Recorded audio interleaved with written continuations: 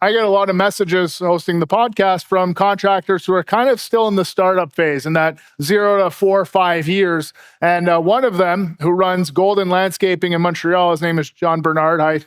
Hi, John. He was asking a few questions specific to those first 3-4 years running the business.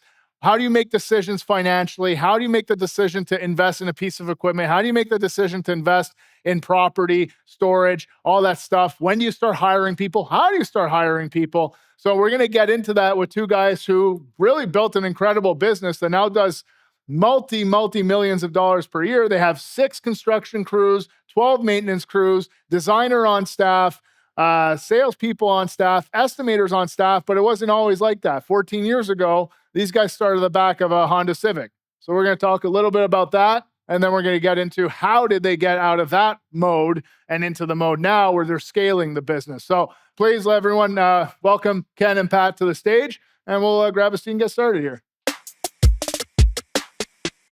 This episode is brought to you by Hardscaper.com. The Hardscaper mission is to empower industry professionals with the skills, inspiration, and confidence they need to take their businesses to new heights.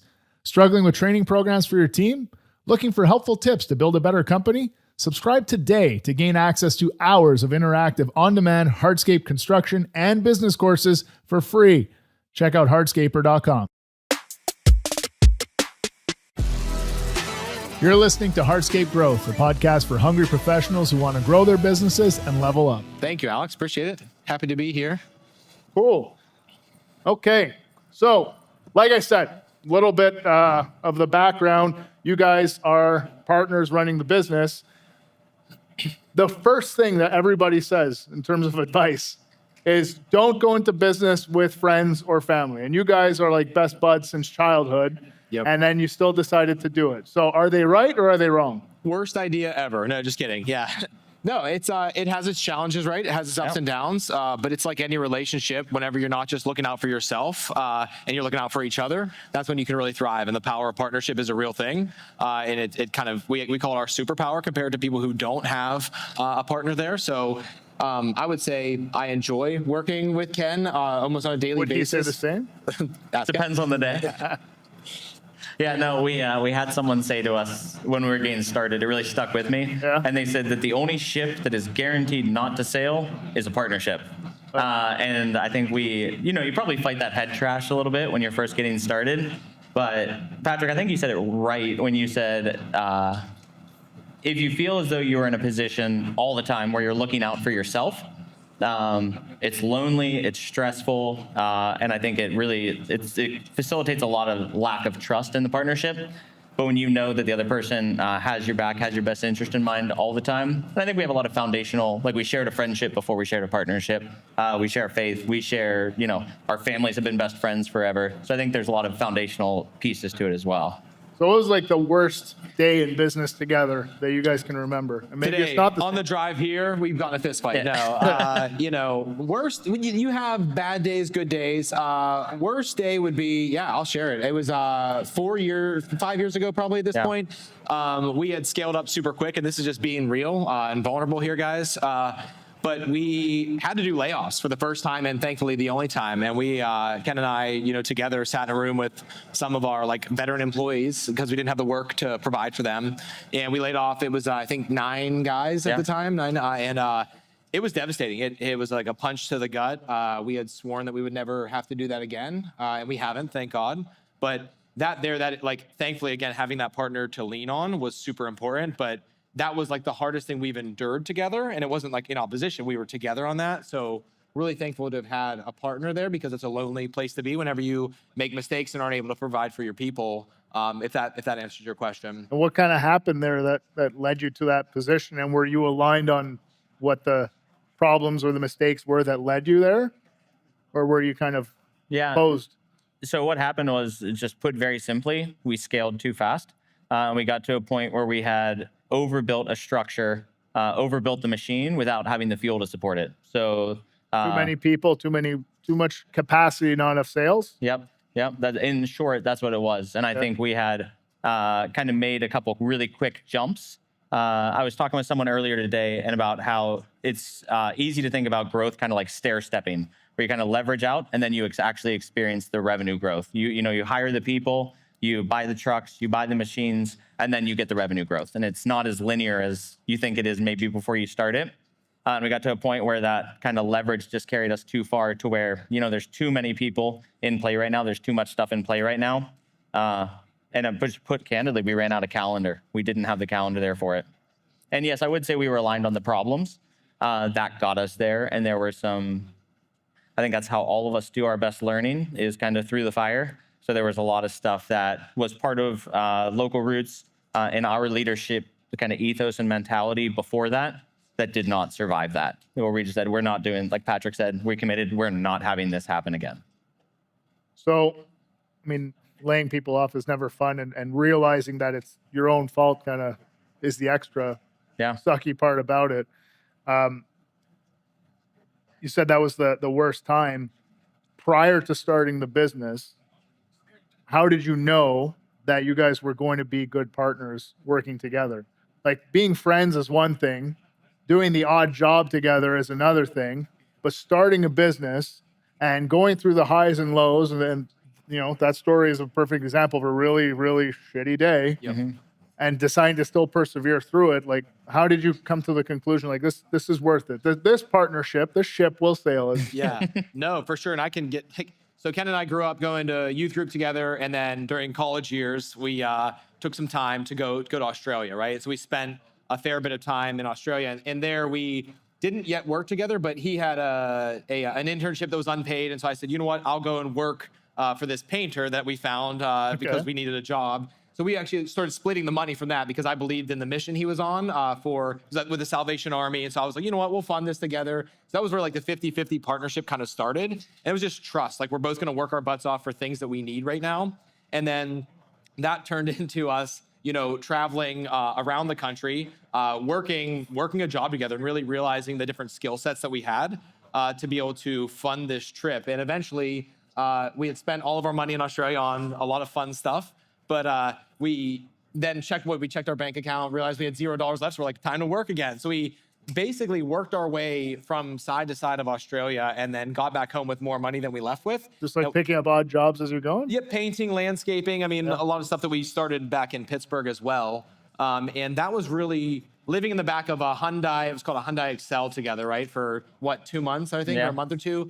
That's really what's the only way, if we could put up with each other's bullshit, throughout that time and whatnot, realizing just that we, again, had each other's backs and like we wanted what was best for each other. And again, just that there was like a certain synergy there with us, if that adds up. Yeah. If you're living together in the back of a car, traveling across a foreign land, and you can figure out how to make that work, probably feel pretty confident that you can make anything work. And a big thing, Alex, is like the trust. So people think in a partnership, I don't want my partner stealing from me or doing this. And like money's in my mind a construct. Yes, you need to live. It's fun to make money. We do all that, but we don't obsess over money. And so like, because I knew that Ken wouldn't try to like have his before mine and vice versa, like there's just this trust that like money won't make you happy. And we both knew that. So creating things and creating opportunities and helping people is actually what makes us happy. So therefore, if you're both functioning on that level, the same as a marriage, if you're aligned, right? Yeah. Like you can actually get along really well and thrive a lot more than if you didn't have that. So you mentioned money. You said it's not the most important thing, but it's pretty freaking important, especially when you're running a business. And when you start, particularly, you don't have any. So I want to ask the question, because this is a question we get a lot, is how do you make financial decisions? And maybe you can illustrate this with a story or something, but like, how do you make the decision where you know that you can buy a certain piece of equipment, or you know that you can buy that new truck, or you know that you should invest in that new piece of software for designs or what have you? It's difficult to make those decisions when you're basically living job by job by job, but you have ambitions of building something bigger. It's a good question. And you said at the end, when you're living job by job by job, I think oftentimes it's easy to think of that as like, hey, this is just where I am. It's where I have to be right now. But I would kind of push back on that mentality and say to think like that, that's a way that you're choosing to think, living job by job by job and being reactive to what's right in front of you, rather than getting really conscious about the planning, about, hey, what do I actually want this business to be? How do I want to build it? So the question about machinery, for us, So kind of a funny story about our first pieces of machinery. Yeah. So we started out, no family funding, we didn't take any loans to start the business. I would say we were actually very, very debt averse when we first began the business. Okay. So we ran through a bunch of homeowner equipment on light speed. Like you said, we started out of a Honda Civic, had a massive upgrade to a Toyota Tacoma with 330,000 miles on it. Hey. Yeah, it was a slow launch. Okay, there's no doubt about that. The first pieces of equipment that we bought, we decided, hey, listen, we're just killing ourselves using homeowner grade equipment to try to run, 90 hours a week in the field. So tying back to that Australia trip, Patrick's mom gave him an emergency credit card for that trip, which was like, hey, if you have any real problems, this card has a $15,000 limit? Card has a $15,000 limit on it. We got home from Australia. Patrick parked the card in the top drawer of his, sock drawer or whatever. And then we were having this conversation one day in his house, just like, man, how do we get this equipment? We've got no credit. We've got no money.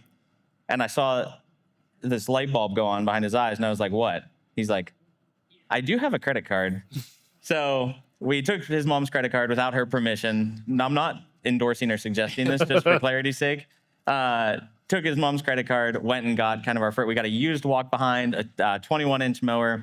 And then back in those days, way back in the day, guys, statements were coming by mail. So we always had to be at Patrick's house by a certain time when we knew the statement was coming, because he had to run out and grab the statement, pay it, shred it, get it out of her line of sight. So Paid it on time every month. yeah, paid it on time every month. And we had it paid off in 3 months after that.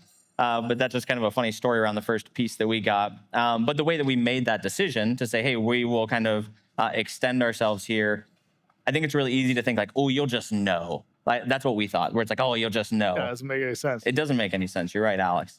But so when we were able to just break down like, hey, we have X amount of work on the books, a theme that I think you'll get, that everyone I hope gets from our conversation today, is there is truth in business. And I think it's really easy to think that business is like a series of like the people who are successful made a couple of really good bets, or they were in the right place at the right time.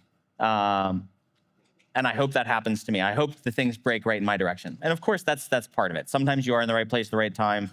Sometimes you do get lucky, and that's fantastic. But I'll keep on kind of going back to, there is a methodology to determining when you can make these purchases. So you're saying sorry, go ahead. So for us, it was saying like, hey, what type of work do we have lined up? Do we have X amount of dollars of profitable work in the hopper for this season to justify this purchase?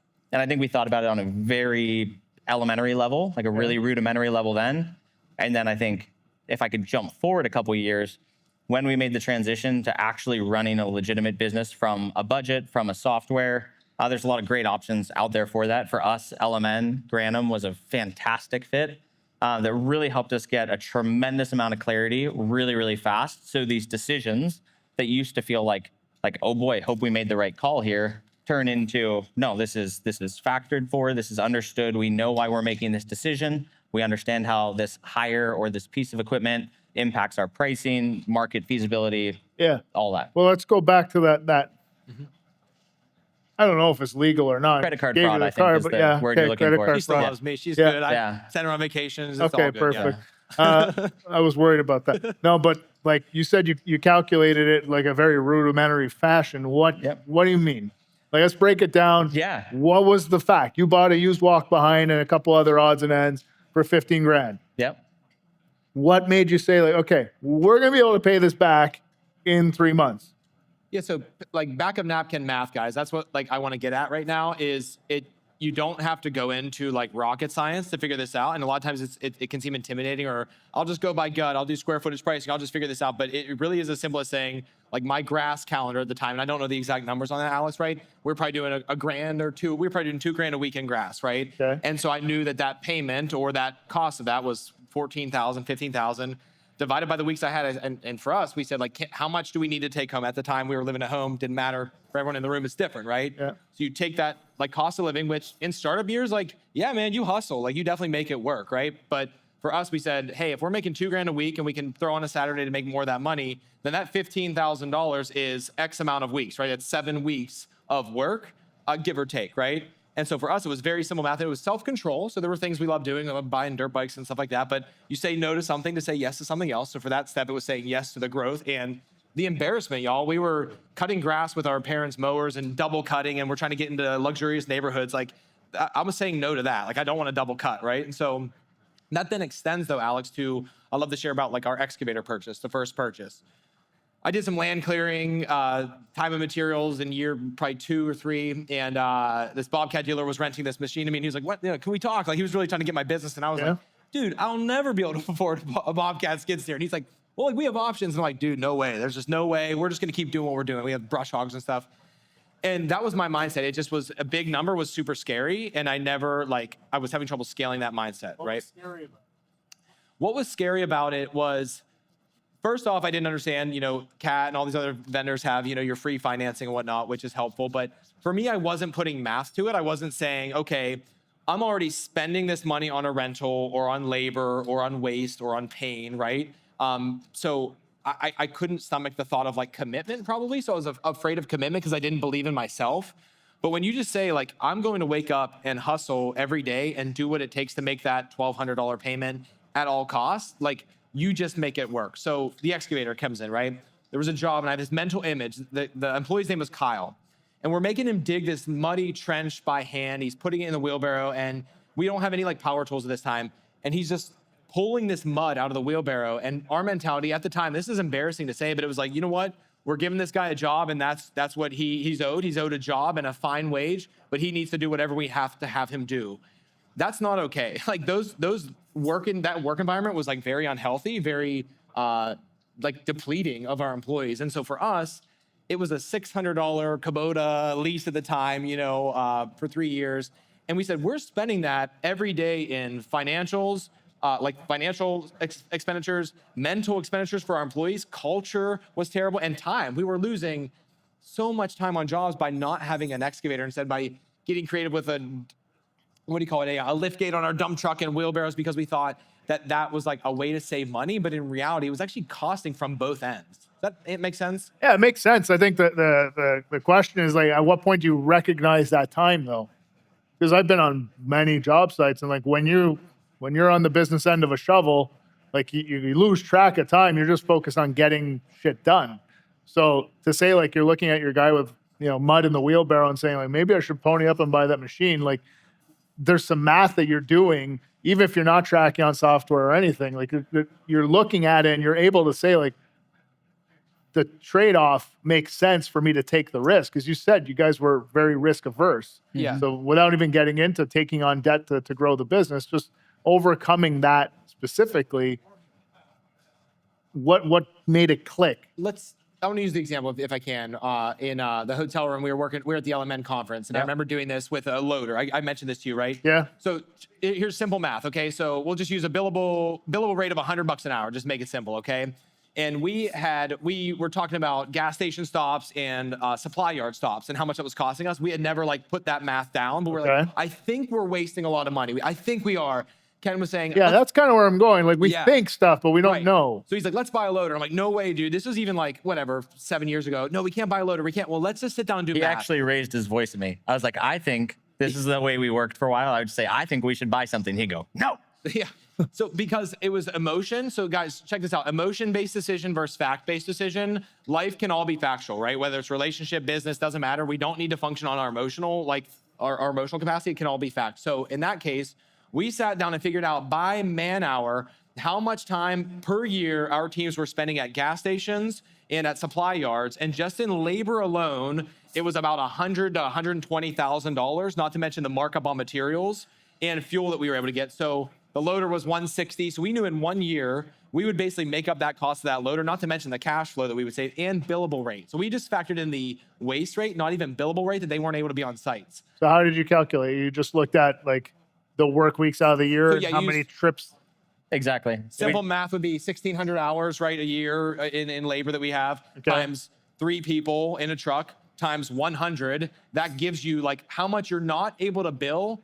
Sorry, 1,600 is total. So 2 hours a day at supply shops, okay, times 100 times the days in a year. So however many days in a year we're working, right? 200 days a year. And so like just that math there was able to say like, this is how much we're leaving on the table by being averse to buying a machine out of emotion. Like stop the emotion, because it's actually, then I could look at Ken and say, hey, I'm sorry, I'm actually harming our business by just being By afraid holding of us this. back. You're actually trying to make us more money, and I'm your partner, and I'm actually in opposition to you right now. So like, do the math. Like, come up with how much you bill per hour.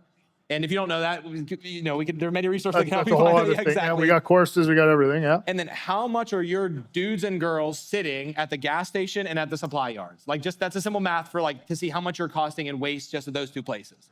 Not to mention on-site hand digging. You know what I mean? Is that helpful to hear? Yeah, that makes sense.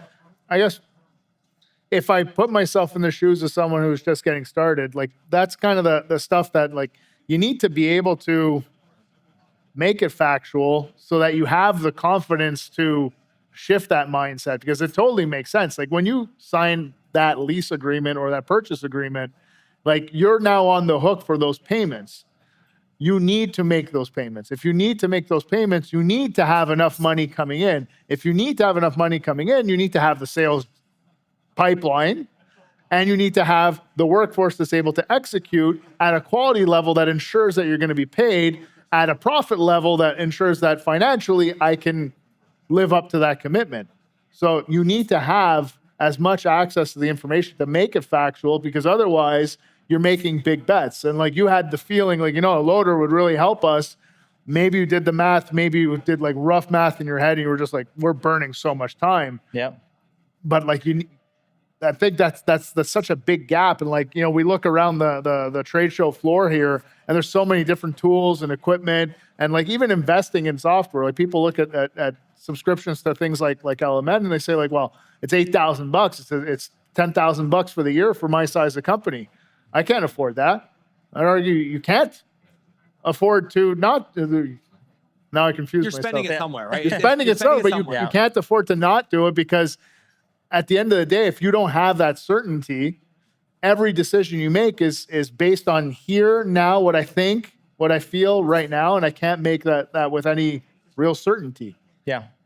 Yeah, and I think something we can agree, and I think that talk's kind of centered around like how much fear can hurt you there. Yeah. But I'll be clear, I mentioned like whenever Patrick had that visceral reaction to my suggestion is because I think, especially in our younger years, when we both moderated a lot in business, but I think on one side was Patrick, like over afraid, and on my side, the reason he had that reaction, because it was over reckless. So I think on one side you had recklessness, and on the other side you had fear. And we oftentimes joke that if we were running businesses independently, like Patrick would have never grown past 200,000, and I would have run the business into the ground within the first year. Like that's one guy's the gas and the other guy's the brakes. Yeah. So, but I think it's good to recognize, like, we're not saying just go ahead and send it. Don't be afraid. Yeah. Because you can easily go to their side. The answer is in the middle, which is where the truth is. Yeah. Of like, hey, what is actually possible, and whether that's a really intense, deep, calculation through a divisional budget when you're a $10 million company. Or if it's a simple breakdown of, hey, what can we actually float at this stage in our business, broken down by math? That's where the truth is. And if I can add in, if everyone in the room could pick one area you think that you're wasting time or money, just one area you think, and that feeling, I think we're wasting time at our shop, or I think we're wasting time talking to clients after hours, whatever it is. Like write that time down of how much you think it is per day, per week, per year, right? And then just multiply it by either what you want to charge yourself out at, or even just the labor rate that you're paying your employees. Like forget about billable rate, and just that number there, like sit on that and say, how much money am I spending just by not fixing this problem? And then what is a possible solution to that problem, and where do those costs like stand, right? Like which one is greater? Maybe it is greater to buy the piece of equipment. You're like, you know what? It's worth this waste. We pick that all the time. Yeah. Like you have to, pick your cost benefit analysis, but just sit there and think about it, because so many people see the cost of software. $8,000 is a big number. But if you do the math on how much you waste on every skid of pavers that you don't count into your bids, like you might actually make up that cost in about a month, Yeah, well, that was where I wanted to go with my next question. Like the whole purpose with using software to run your business is to, I guess, to streamline a lot of things that you're doing manually or should be doing manually. Building out the estimates, hours, material, overhead recovery, looking at your consumed hours, comparing estimated versus reality. So at what point would you say, in your experience, that it makes sense to stop doing it all on Google Sheets or Excel spreadsheets or on a napkin and make that shift over into like, you know what, I'm going to invest in this? Because there is time that you need to invest in that too.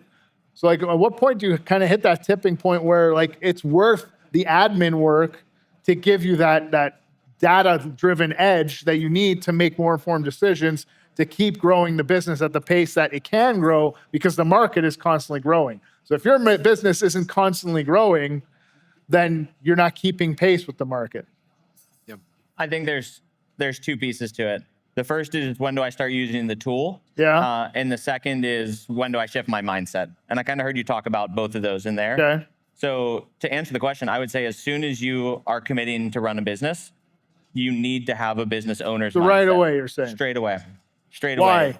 Say again? Why? Because it is a mindset question. There is running blind and then there's running conscious. And I do not believe you are able to run conscious with your business and set and achieve goals without being numbers driven and truth driven in your business. That is, at the end of the day, what makes it all work or fall apart. And I see a lot of people, the reason I give like a very direct answer to that is I see a lot of people think they just need to suffer for 2 or 3 years while they just figure it out. And they slowly build sometimes good, sometimes bad revenue in their businesses without ever really coming to think of themselves as a business owner. Until, for us, we had like some freaking horrible experiences that finally forced us to think like that. We ended up at this show 10 years ago ready to walk away from the business after just like it just beating the living shit out of us for years and just saying like, if this is business ownership, I don't want it. I don't want it. Yeah. So we had to go through this extremely painful experience to get to a point where we were able to unlock a lot of that mindset shift. But I would say, beyond the shadow of a doubt, if you're not starting with that, you are not thinking of yourself as a business owner or a business leader, regardless of the size of company. And if you're not going to start out thinking of yourself like that, don't start. Yeah, I don't disagree. It's funny. It's a little unrelated, but I was getting my haircut the other week and I was talking with my barber who was thinking about like going off and starting his own business. Mm-hmm. So we started just calculating while I'm in the chair, like, okay, what's the cost of the software you would use to book your clients? What's the cost of a chair? What's your rent? What's this? And we started building out. We basically built him a budget for the first year. And then we're like, okay, well, how many hours are you going to work per week? How many clients can you turn per hour? So we built out like what the pipeline could look like. And we realized the price he wanted to start at, he was going to lose money on every single cut. So I agree with you 100%. Like you need to do that because otherwise you have the concept of a business. You don't actually have a business, and it totally makes sense. And tools like business management software, like what LMN is, the building a budget forces you to think of all those different things. And there's things that you do not think about. Like, for example, I was talking with him. I said, what do you pay for internet? He's like, oh shit, yeah, I forgot about internet. Like all those, like someone's going to pay for it. And if you don't build that stuff out, then you're the one paying for it instead of your clients paying for it. Right. And it gives you kind of that, okay, we need to be able to do at least this. Otherwise, this whole venture isn't worth it. And it's easy, Alex, too. Like, so behavior and mindsets and bad habits scale, just like good habits scale, right? Yeah. And so it's super easy when you're busy and in hustle mode to see that as profitable and growing and exciting because cash is moving. Things Everything's are moving. Bigger and better. It's all bigger and better. And things move. It doesn't mean it's good. It's just bigger and better than what it was. It's motion, right? Yeah. And so when you're in motion, you're like, we'll talk to people at shows or potential coaching clients and we're like, what's your net profit? Like, I'll do like 80%. I'm like, oh, that's interesting to say that because I know that's not true. They don't actually know, but it seems like they're making money or they're cash flowing through the business, buying toys and whatnot. Yeah. But if you start at an early age or early in your business age, right? And you're starting to scale good behavior of knowledge because again, fact versus emotion, like no one wants to say, I walked into a supply shop and they charge $45 a square foot. So that's what I do now. That's how we started because that's what we thought had to happen. Yeah. And like, are we making money at $45 a square foot? I don't think we are, right? And so you start to ask those questions, then how do I figure that out? It's be curious. Whenever you're curious about your business and you're not just sleepwalking, that's when you start to like live intentionally and build intentionally. Then you actually can have fun with your business and grow it to whatever size that is. It might be 500K or it might be it doesn't 50 need million. to be. It doesn't matter. It doesn't need to be 50 million for you to be No. happy, but it needs to be profitable. Otherwise, you're not going to Your make it. head needs to hit the pillow at night thinking like, I know if we did well or did poorly, but I also know if we did poorly, how to fix that. If you don't know that shit, like you're not actually going to be thinking clearly. So let me wrap on this question, and we'll take some questions from the audience here. If you had to start over, you guys start over tomorrow morning. You know what you know, but you have nothing except for that magical credit card again. Woo. We get the credit card back. Yeah, you get the credit card back. This time it has 20K on it. Ooh.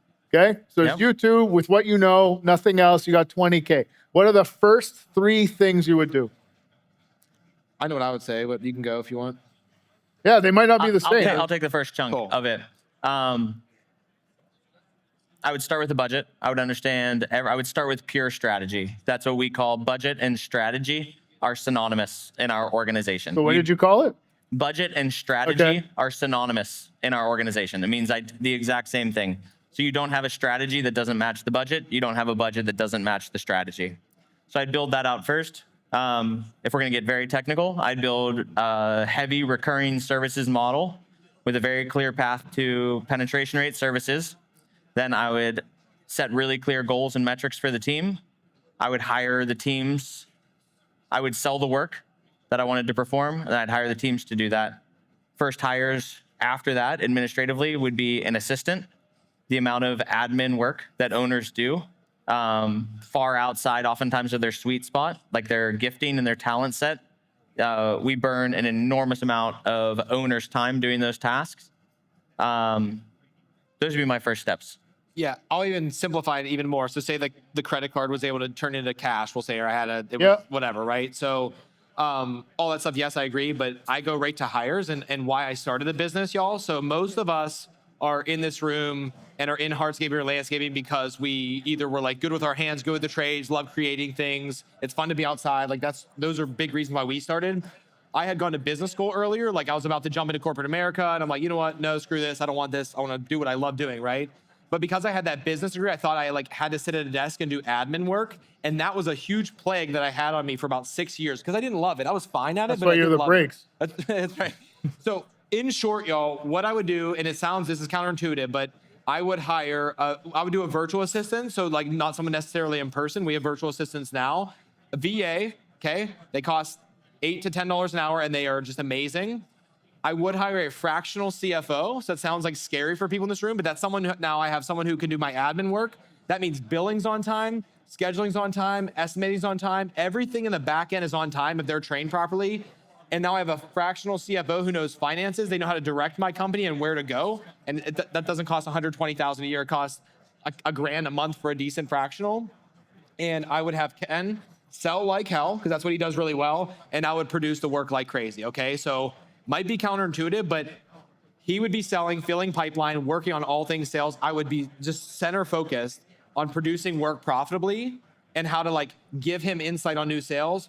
Not worry one iota on anything back end because back end is so important and it's done haphazardly by so many contractors because no one signed up to be a financial analyst, right? Yeah. And no one signed up to be an admin, but we get stuck in this weird bookkeeping financial role that we're actually not qualified for. So that would be the team of 4. And then I would build my team under me, build a sales team over there, but ops, sales, outsource admin, outsource finance. I hope that answers that question. That would be revolutionary.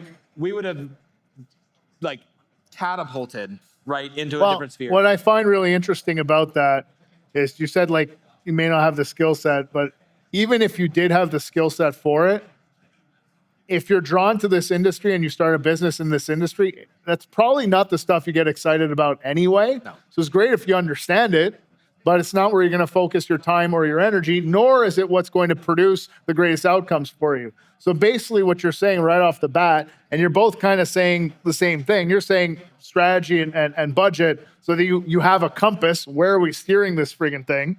But then the building a team, getting an assistant or a virtual assistant, whatever it is, you're able to delegate the things that don't make you make money so that you can focus on sell and build really freaking well. Yeah. And if we do those two things and we have these people in the background that take care of answering calls, answering emails, make sure things are scheduled properly, and the money is going where it's supposed to go, when it's supposed to go, then you have a business. Yeah. I remember for years, I'd say, I'm busy in the office. And Ken's like, dude, what do you have to do in the office? And he wasn't questioning that I was working, but he's almost saying is that the most important thing to do with your time? I'm it is, because if we don't, it will fail. But what I wasn't seeing is that I need to train somebody on this, which I could have done in 2 weeks, delegated it, and actually more on time with our payments, more on time with receivables. And it goes into, I have a hardscaping client who has been stuck in the office, right? A coaching client. And he can't get out, and I finally had him realize that bookkeeping is not his skill set. It's building amazing $400,000 projects, but he can't do it because he's in there bookkeeping. And so just that quick advice to delegate that to somebody else is revolutionary. So like, please do that. Like, figure out how to delegate, talk to someone. I'm happy to help you find a company that can help you do that. Yeah. Okay. Let's swing it over to you guys. Who has questions for Ken and Pat? Anything about running their business, about marketing? They're the top rated, most reviewed company in Pittsburgh. I think that's an incredible achievement. That's something that definitely helps fill the sales pipeline. Anybody have any questions about anything pertaining to their business or what you're trying to do growing your own? Yeah.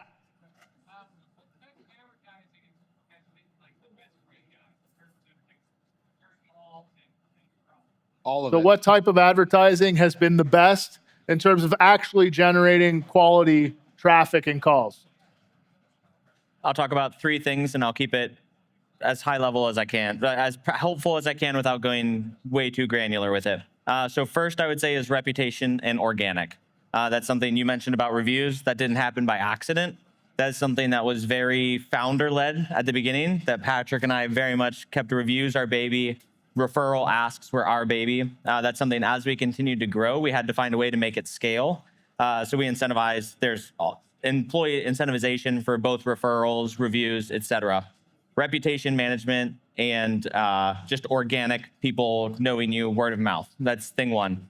Thing two would be what I would consider inbound. So inbound would be being very conscious about like overall general advertising marketing efforts that cause people to come to you. Think Google ads, Facebook ads, Instagram, et cetera. Being conscious about that, understanding your cost per lead, cost per engage, or cost per click, cost per lead, where you are, as much as possible, you want to turn your marketing engine into a lever. So when you say, if I want X amount of revenue, I put in X amount to this category, I pull the lever, the revenue comes out. Obviously, that's dramatically oversimplifying it. But if you, again, it's easy to think like, oh boy, let's just give this a try and see what happens. If you have the information, you have truth.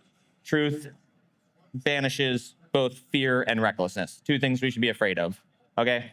And then finally, so that would be our inbound.